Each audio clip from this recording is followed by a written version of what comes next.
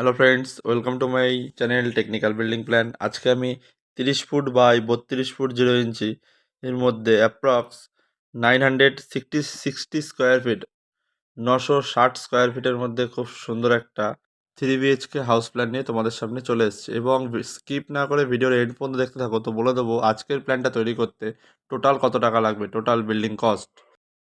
তো প্রথমে বলে দিই, আজকের বিল্ডিং প্ল্যানের এদিকে টোটালটা রয়েছে 32 ফিট 0 ইঞ্চ, 32 ফুট 0 ইঞ্চি, এবং এদিকে টোটাল রয়েছে 30 ফিট 0 ইঞ্চ, 30 ফুট 0 ইঞ্চি। ওকে, এদিকে 30 হলে এদিকেও কিন্তু 30 ফুট 0 ইঞ্চি হবে।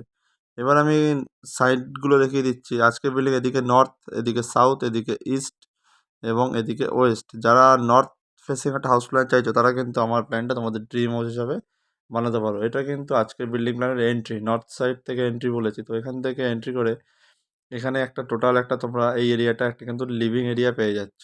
এখানে তোমরা এসে প্রথমে একটা লিভিং এরিয়া, অর্থাৎ এখানে বসে আলোচনা করতে পারবে, এবং এখানে ডোর প্রোভাইড করে এখানে ফার্স্ট রুম পেয়ে যাচ্ছ, এবং এখানে একটা রাউন্ড আর্চ প্রোভাইড করবে, এবং এখানে একটা 3.5 ফুটের ডোর প্রোভাইড করে এখানে তোমরা সেকেন্ড রুমটা কিন্তু এখানে পেয়ে যাচ্ছ, এবং এইখানে কিন্তু আজকের বিল্ডিং প্ল্যানের ডাইনিংটা কিন্তু পেয়ে যাচ্ছ, এবং এইখানে আজকের কমন কিচেন পেয়ে যাচ্ছ এই বিল্ডিং প্ল্যানের।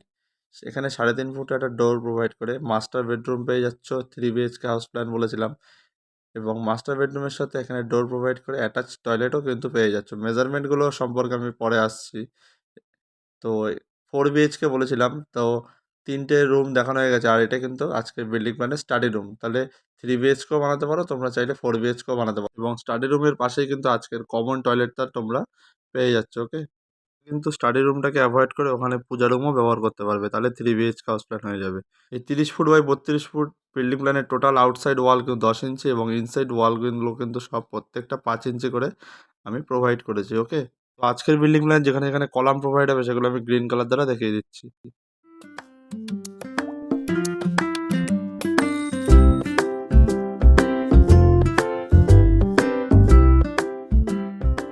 তো যেখানে এখানে কলাম প্রোভাইড হবে সেগুলো আমি গ্রিন কালার দ্বারা অলরেডি দেখিয়ে দিলাম। কলামের মেজারমেন্টগুলো কিন্তু 10 ইঞ্চি বাই 10 ইঞ্চি রয়েছে। এবার যেখানে যেখানে উইন্ডো প্রোভাইড হবে সেই জায়গাগুলো আমি নীল কালার দ্বারা তোমাদের অলরেডি দেখিয়ে দিচ্ছি। যেখানে যেখানে আমি নীল কালি দ্বারা দুটো দাগ দিয়ে দিচ্ছি সেইগুলো কিন্তু আজকে বিল্ডিং প্ল্যানের উইন্ডো প্রোভাইড হবে, এবং উইন্ডোর মেজারমেন্টগুলো কিন্তু পুরোটাই তোমাদের ইচ্ছা মতন তোমরা দিতে পারবে।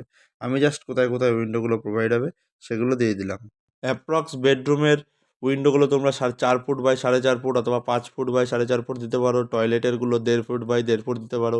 কিচেনের উইন্ডোটা মোট অ্যাপ্রক্স তুমি 3 ফুট বাই 3 ফুট দিতে পারবে। এবার আমি 960 স্কোয়ার ফিট বিল্ডিং প্ল্যানটার মেজারমেন্ট সম্পর্কে তোমাদের আলোচনা করব। তো এইদিকে টোটালটা 30 ফুট 0 ইঞ্চি রয়েছে, তো এন্ট্রি করেই এইখানটায় তোমরা 6 ফিট 7 ইঞ্চ পেয়ে যাচ্ছ, এবং এইখান থেকে টোটাল ইনসাইড এই পর্যন্ত মেজারমেন্ট পেয়ে যাচ্ছ তোমরা 12 feet 5 inch, 12 foot 5 inch by 6 feet 7 ইঞ্চের একটা লিভিং এরিয়া পাচ্ছ।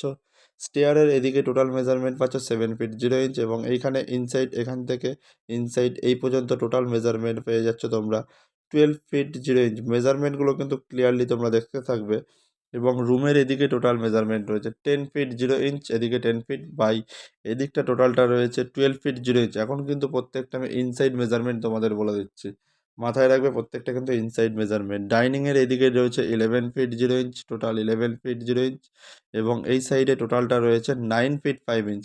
মেজারমেন্টগুলো কিন্তু ক্লিয়ারলি দেখতে থাকবে, বুঝতে অসুবিধা হলে অবশ্যই কমেন্ট বক্সে কমেন্ট করে জানাবে। এবং সেকেন্ড রুমের এদিকে টোটালটা রয়েছে 11 ফিট 0 ইঞ্চ, এদিকে টোটাল রয়েছে 11 ফিট 0 ইঞ্চ, এবং এই দিকটা টোটালটা রয়েছে 12 ফিট 0 ইঞ্চ। এটা কিন্তু আজকের বিল্ডিং প্ল্যানের কিং সাইজের একটা রুম তোমাদের শেয়ার করলাম। এবং মাস্টার বেডরুমের এদিকে টোটাল রয়েছে 10 ফিট 6 ইঞ্চ, এবং এই দিকটা কিন্তু এই দিকের মাপ অনুযায়ী 11 ফিট 0 ইঞ্চি হবে।